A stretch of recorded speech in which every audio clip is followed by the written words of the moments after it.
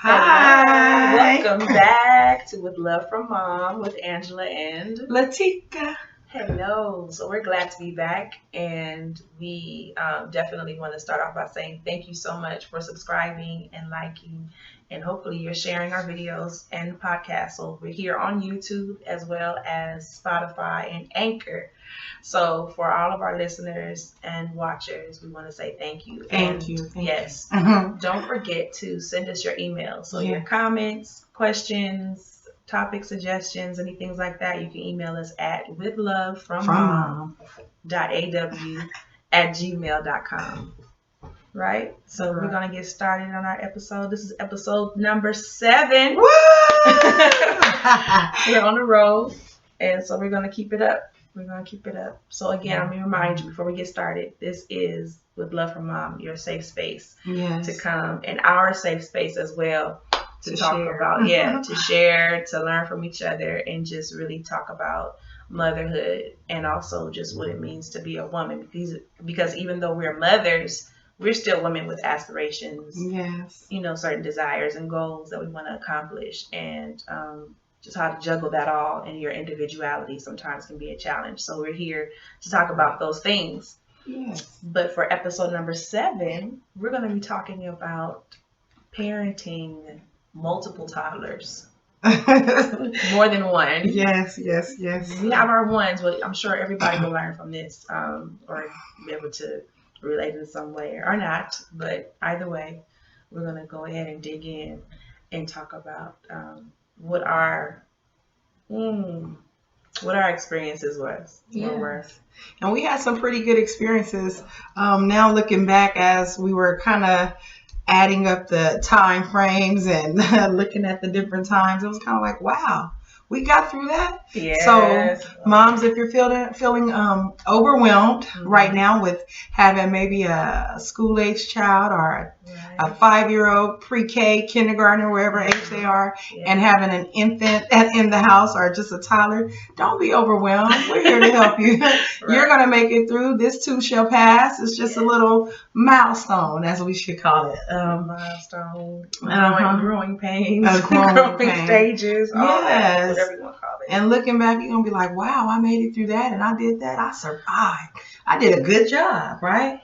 I think Angela has done a great job, and I believe I've done a good job as well. So, yes, we know who the glory goes to. Right. So, Angela, you want me to start, or would you like to start as we talk about what was your experience?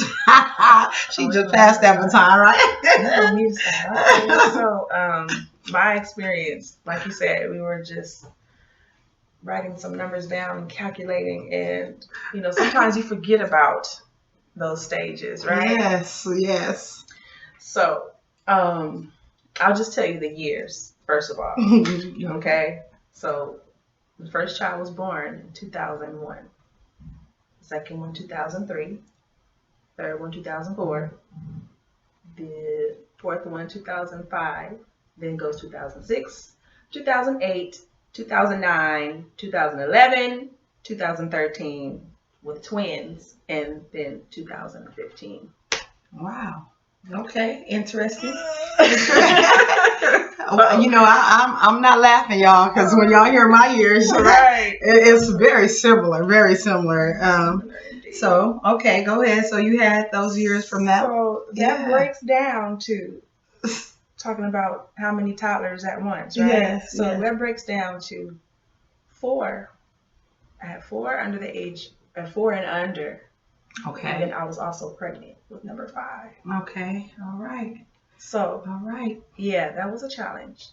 But no, I don't want to say that was a challenge. Mm-hmm. It was probably looking and, thinking back. But I think just to set the tone for me, I think when you're in the moment and when you're being realistic of what your life is at that moment, it kind of makes it easier. I think it's when you're trying to fight your life and what you have going on and complaining about it, it kind of makes it harder. That makes a lot of sense, because if you don't want to accept it, right, you don't want to be real, like, this is what I'm dealing with, you kind of can bring a lot of anxiety on yourself, right? Or a lot of pain, and as opposed to just going through it and say, okay, this is what I have to do. Kind of like what you said in one of our other episodes. It's kind of like lights, camera, action, right? And that's what you have to do. Okay, this is what I'm dealing with. I have 4 toddlers, 4 babies at home, or 4 children under 4. And okay, let's go. Yeah, let's go.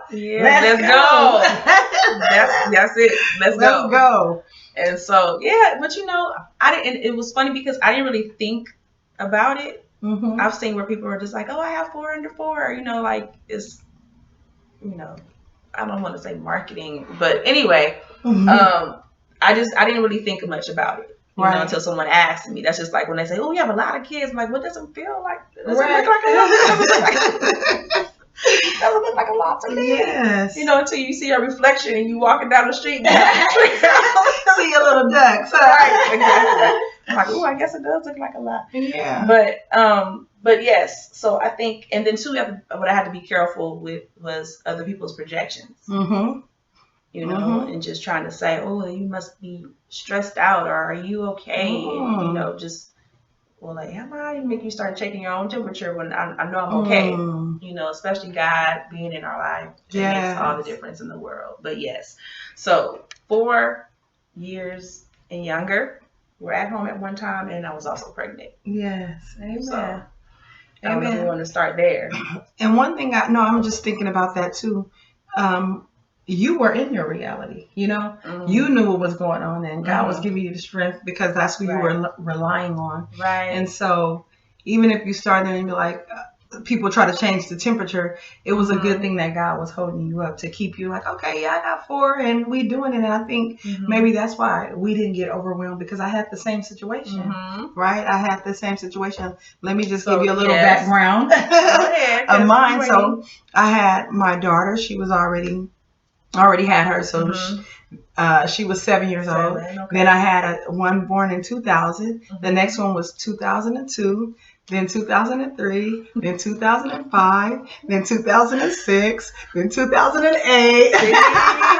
And so it was, a back-to-back. I think when my first 2 children were in school, and when my second child reached childhood stage, then I had 3 toddlers at home. Yeah, until I had the other 2 later. But so definitely I know what that multiple house looked like, and trying to hurry up and go through the bustle of things. But I do say that I wasn't overwhelmed only because of God, really. Right. So I think I didn't think about, like, as you said, some people may market it like, oh, well, I have 4 toddlers at home. I'm like, oh, okay. Not that I wasn't living in reality, but I knew things need to be done, so I didn't have time to sit back there and baby myself, I don't know if I should be saying that. I'm just saying, for me, I didn't have time to sit there and be like, oh, whoa, it's me. This is what I'm going through. It's just like, okay, this is what I have. Me and my husband, thank God we have a husband. Yes, we're going to go through this and get through this, and thank God for the family around us, and, however it had to go. But I definitely look back and say, woo, yes, that was something. But during that time, I didn't give myself that time to, I guess, harp on it or soak in it or think about it. It was just like, okay, this is what we do. Yeah. Go ahead. So, no, I think I didn't have anything else to say. I probably was going to ask you just about the different, because we talked about, having them, those amount of kids in the house at one time and how God got us through. And then I guess my next question would be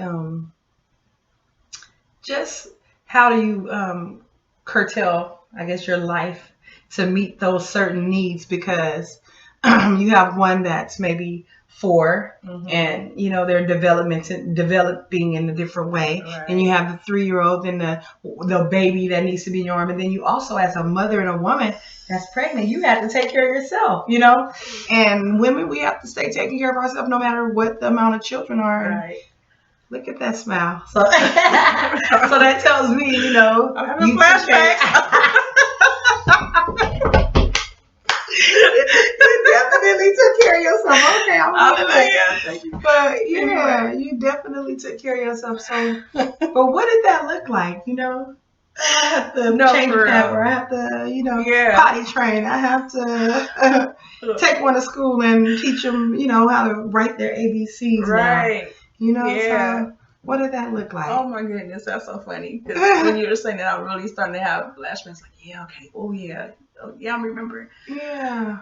Oh my goodness. Okay, so with those ages, first of all, what are we dealing with? We're dealing with, like you said, the potty training, feeding, and the baby throwing food on the floor from the high chair, and like you said, the ABCs, taking care of myself. Yes. And what else? And if you're nursing your baby. Yes. Yeah, and everybody is nap time. Home. Let's rest. Mommy got to clean. I know you named some, but I'm like, I'm going through now. Like, okay, that was interesting. We had fun though. Yeah, we had fun, and then of course you had your time because like we spoke of last time, you're learning yourself even in that process. So that was a lot of learning for me too. Learning that I can handle. Yeah. The multiple children at the time and still learning their personalities. Yes. Music was a very important part as well. Having that on during the day. And I'm pretty sure you sang too. Yeah, I did. Because you sing, so I'm pretty sure that was nice to hear. I'm so happy you said that. Anyway.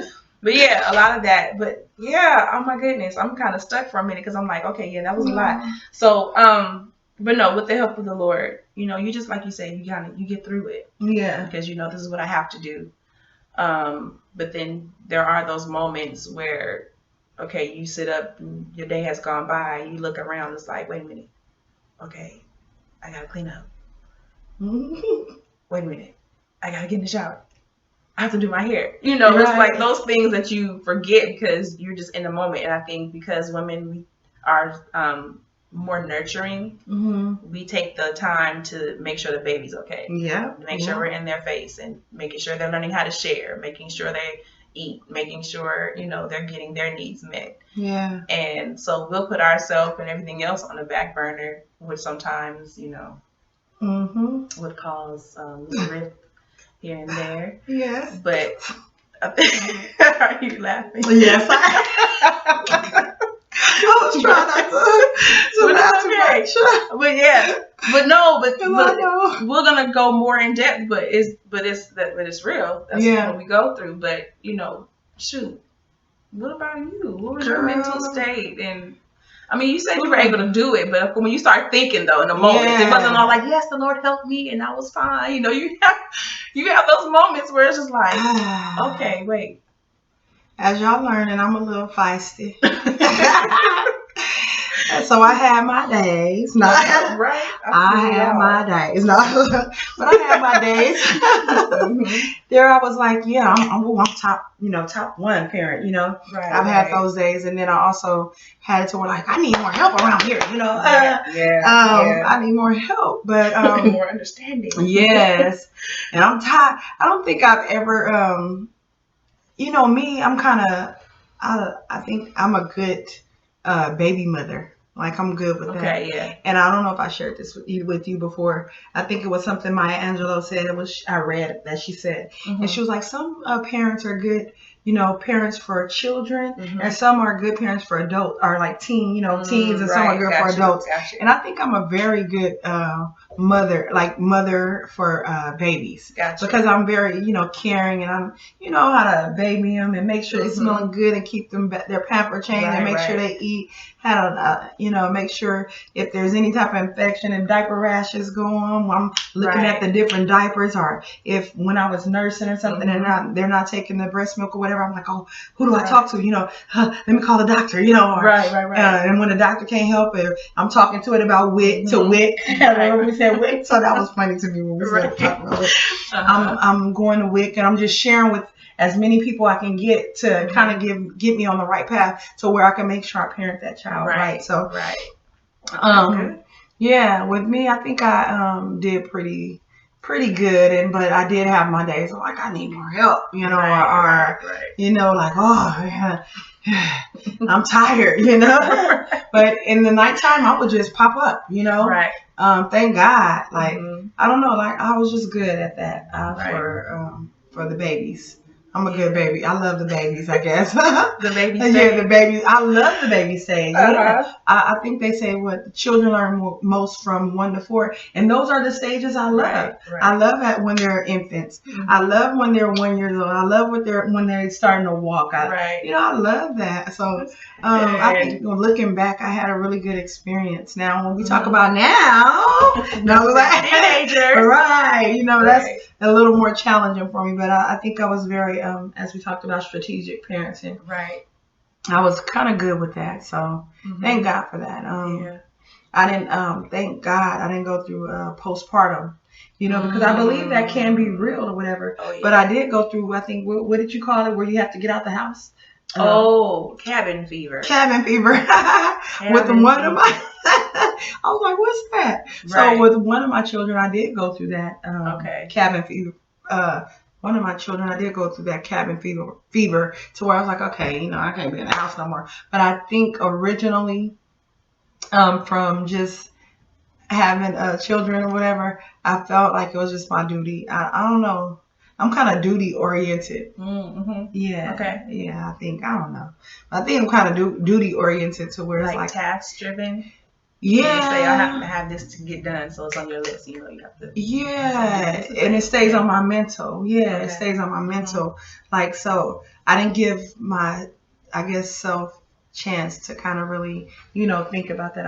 I know what I wanted, you know, and what I saw. I guess because I had my daughter so young, right? You know, so I think that that kind of played a role in me doing the, you know, the parenting thing and what I need to do or whatever. Because I probably had already made my mistakes, right? You know, but I don't know. I think I did really well. I think I'm 1 to 4. I'm good. 1 to 4. I'm good. Now 5, when they start expressing everything, you know, this girl need help.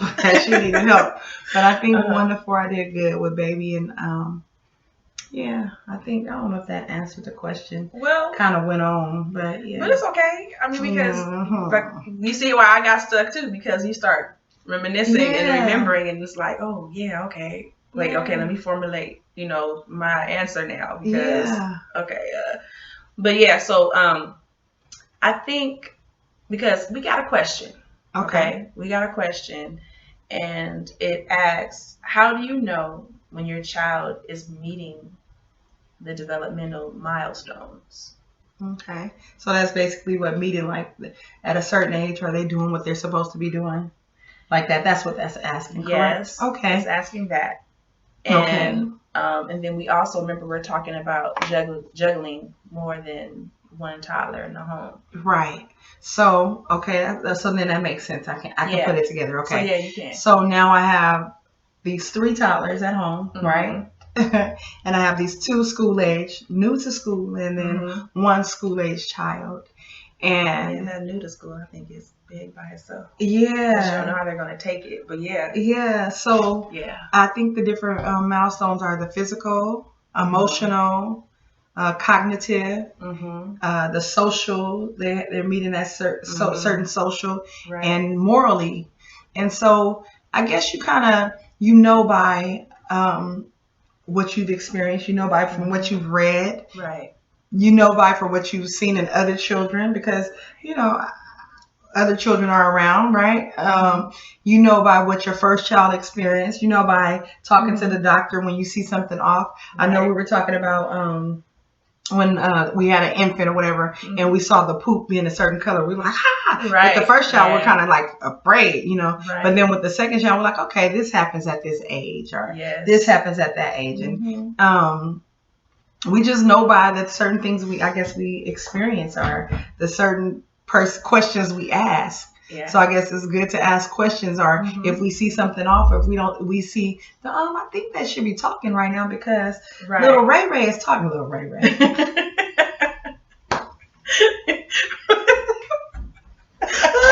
There goes my rock, y'all. Right? Little Ray Ray is talking right now. Uh-huh. I don't have no Ray Rays in my house, but I got some strange names. But little Ray Ray is talking, and he's only 10 months. Right. And my child is 12 years old and is not saying anything. So then that's something like a question you would probably not 12 years old, 12 months old. Sorry, and haven't said a word. Sorry. I'm sorry. I was like, 12 years. I couldn't hold it. I was like, that long? Right. No, I'm sorry. Lord. 12 months. So we got Ray Ray that's 10 months. And we got another child that's 12 months. And one is talking and the other one isn't. So that should cause you to question yourself, right?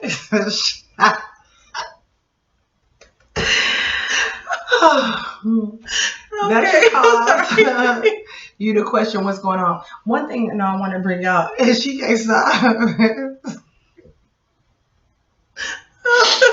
Okay. Well, listen, don't you think it's kind of certain children meet milestones like quicker than others because of the amount of children you have in your household? Yeah, for sure. Yeah. So what you see in your third child, I'm gonna make her laugh again. Right. Go ahead. No. What you see in your third child, you probably didn't see in your first one because she wasn't around other kids. You know what I'm saying? Right. That's true. So I think some of my children kind of mature quicker because they had the other one around.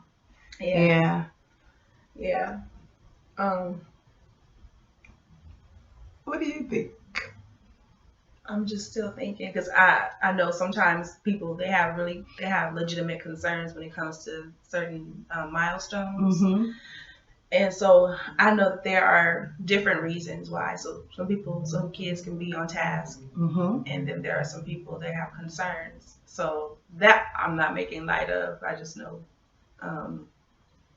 when it comes to keeping track, I know he said one of the things that we can tell when they're on the right track was we were talking about if you go and have WIC, they'll let you know, or you take them to their doctor's appointment. Mm-hmm.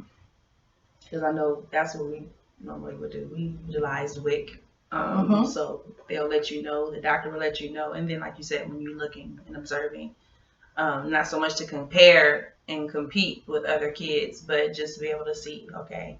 And you kind of just know. You Mm-hmm. kind of just know. But for those that are having challenges with their children who are not developing, there's something, of course, you're staying with your doctor and staying in communication, reading, and then there's things that you could do. So I remember like in the books that I would read, and I'm sure you read them too, when they talk about helping the baby develop their motor skills, Mm-hmm. Cognitive things. So like color schemes, like black, white, and red, certain things that kind of capture Mm-hmm. their mind and their attention. So yeah, things like that, kind of just read on your own. Mm-hmm. Right. Yeah, no, I just you have something else? No. You want to add? Nah. But yeah, so I don't know. I just, when it comes to that and just thinking about the children, they do so our household, of course, I don't want to say of course, because we had, the first one, Simone by herself. So that was just all the attention, talking, reading with them. I always say it's very important. When everybody else started coming along, Mm-hmm. they're talking, they're moving, they want to catch up and play with everybody else. Mm-hmm. So that's what we experienced in our home. So we thank God. And but we know that people have different challenges too, with their children at home. But we know that there's different things that we can all use to and do at home to kind of help strengthen those developmental milestones and making sure that they are on it. Yeah, I know social. A lot of us, we talk about social skills, and that's one of the ways that children need to develop. Mm-hmm. I know with my kids, it's kind of like us, and then everyone else. So it's kind of for me to have built their social skills. I had to allow them. I'm like, oh, it's okay to talk. Or I didn't really do play dates, but I kind of wish I would have because. I think social skills are important. I see some of my sons, like my younger kids, they're more socially active, or I don't know if it's active or aware, but they're very social. They're very social. As in the other ones, they're good at their social skills, but I think it took a while more, for them to become more socially strong. Yeah. Yeah. And then too, I think personality has a lot to do with it. Yeah. Yeah. Personality, you know. Yeah. But it's all what we expose them to. Yes. Like yes. you said, it's all what we expose them to. And shoot, us just learning too. Yeah, and communicating with them. I know I said that before, right? Yeah. Because I saw some of them that I was kind of short in my communication, and I can only give you what happened with me because I'm not an expert here. But some of the children that I was more talkative with, that's how they are, you know, and that's how they communicate. The other ones I was short, they like, you know, because I was a type of parent. But right. You like that sound? I was like, but you know, I know communication socially can be communicating from, you know, from the parents. It stems with us, right? It does. And even like how you said singing, that helps, you know, if y'all singing together or something. So I don't know, that was music. Nice. Yeah. But yeah, no, maybe when you said that, it made me think about now, especially in this age with the cell phone. Oh wow. That hinders as well. I was reading that, and then plus I know for my own self, sometimes because I still have the little one at home, and so I'm like, you know, sometimes I just go and scroll, and I just like, wait a minute. Yeah. She'll be asking me questions, and I know one time I was trying to wean myself from it, the phone, and I was using that too. I don't want to go too far off, but you know, sometimes I would just use it as like an escape for fidgeting, just kind of in your head and just kind of go to this motion. And so anyway, I remember I told her, I was just like, listen, if you see me on this, just tell me, Mommy, you know, it's time to get off. But I felt like I probably shouldn't have said that on another level with it. but it does. That also how we engage with them or not, that can stunt their development too. Yeah. Like you were saying. But just to say a real life example is the phone, because a lot of people have that problem now. Yeah, that's so true. Where it's become addicting. Yeah. Addictive or whatever, and you just want to, you know, you're off in your own little world. Like I just saw a post not too long ago, and they were saying the phone has replaced the remote. It has replaced just all these different things that we use every day. And they said, don't let it replace your family. Wow. Oh, that's so. Yeah. That's our good. camera. Yeah. Like, it's replaced your camera. It's replaced like all these different things. So, but it gets in the way. And they were saying that, you know, especially if you have children in the home, it can stunt them from developing communication skills and different things like that, because you know, it's amazing because it can be used for good and for bad. Yeah. I know, like many times I've seen children and they have an iPad and they're still in the infant car seat, so they're like six months maybe or less, you know, and they'll be scrolling. They know how to operate it. They know how to go to their video. They know how to do everything. And I'm like, I'm barely learning how to use these iPads and all these other different systems. So it's kind of good and it's kind of bad, because you do want your child to be technology aware, but you don't want them to lose their social skills. And this is so true. Like in this day and age, we are losing our social skills. Sometimes I've seen people just post things which normally they wouldn't say to someone, right?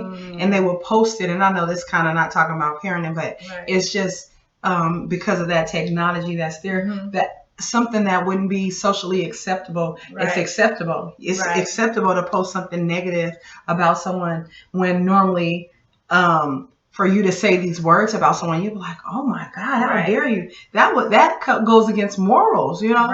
And so I guess in the developmental stages, we are teaching them to be socially aware, but don't leave the morals out, because we don't want our children to be posting hateful things and doing cyberbullying and all that, even though they don't have anything to do with infants. But I'm just thinking about that. You training them up. You're training that child in the way they should go. And so, it's definitely strategic. Everything is strategic. And when you find your niche, you know, just get with it and get with someone else that can help you, you know, make the best of your situation, you know.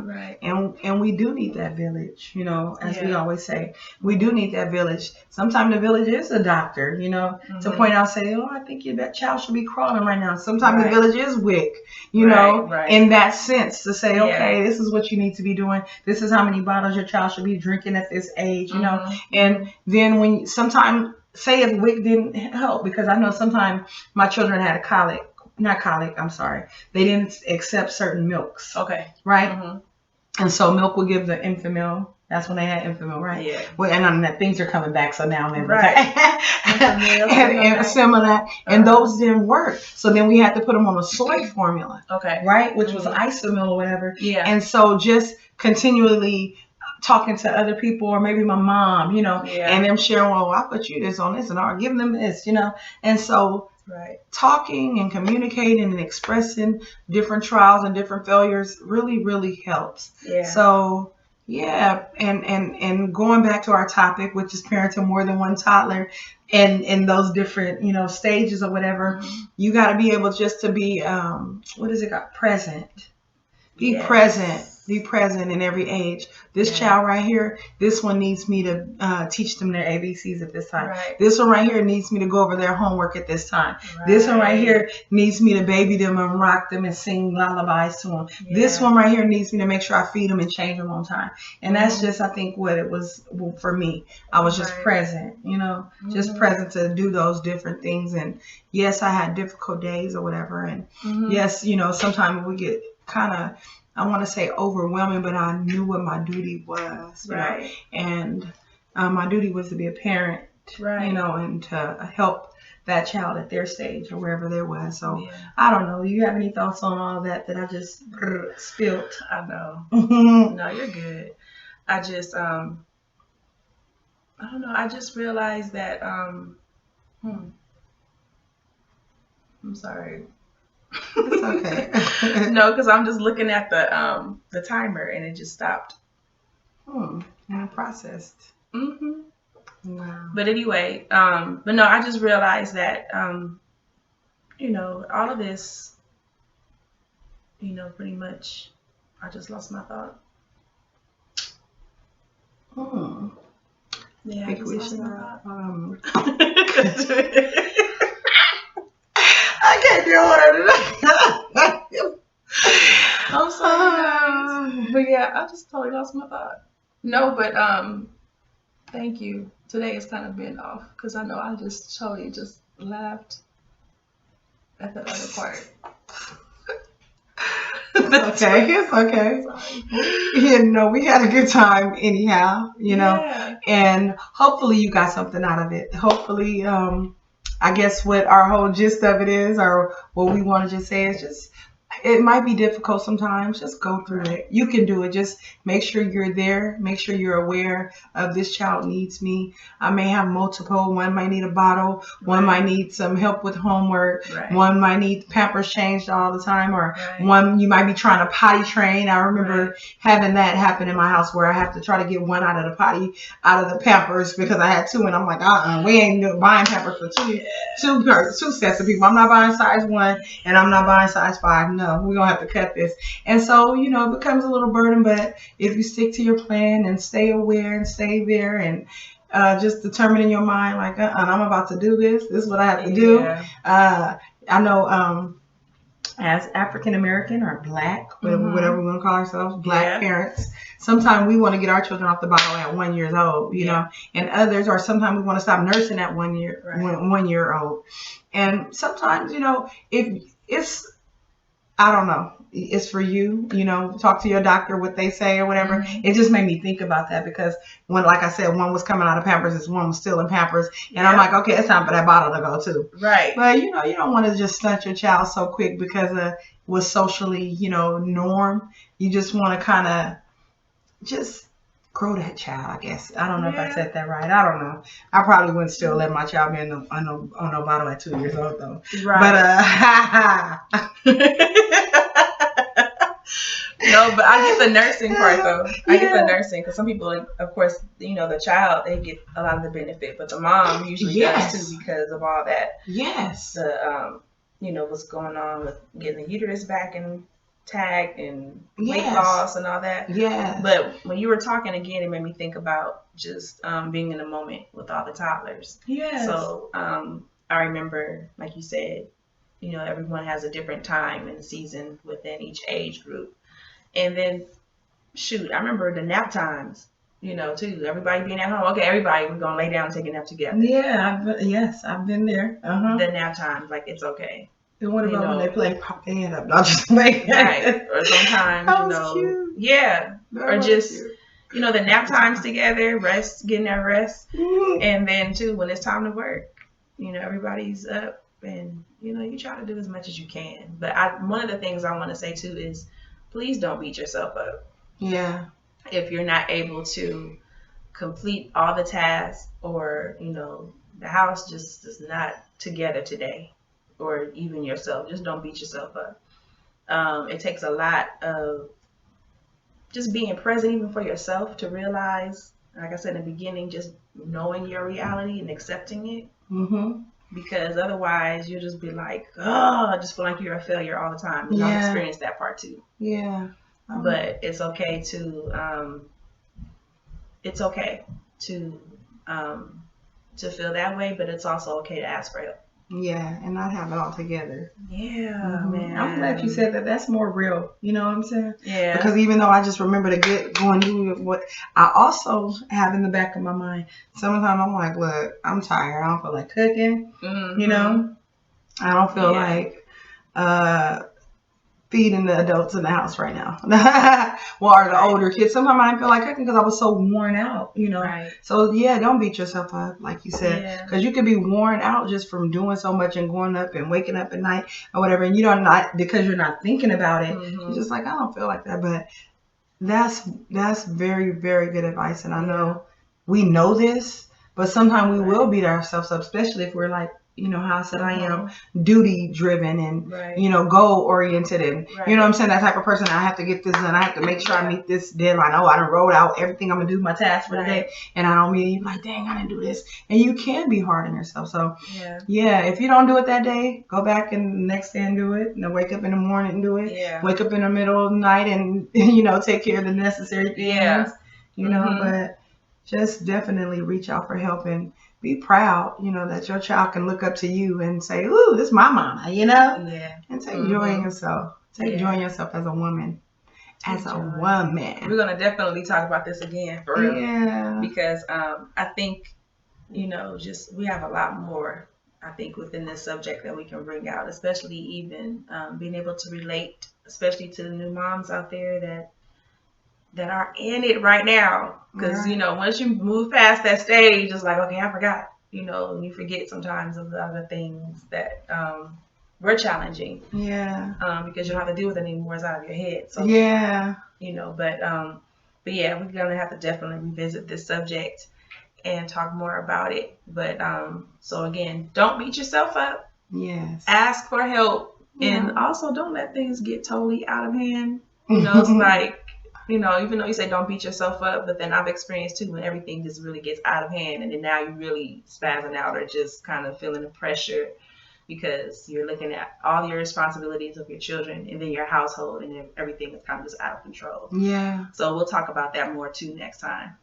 Okay, this is With Love from Mom with Angela and LaTeka. Thank you for joining us once again. Thank you. And please send your questions and pick our brain. Sometimes, like right now, we're kind of flowing, but it's kind of like if you ask us the questions, we know how to answer you. We just hope we can be a help to you. Yes. Please send your emails or your correspondence to withlovefrommom.aw@gmail.com. Bye. Bye.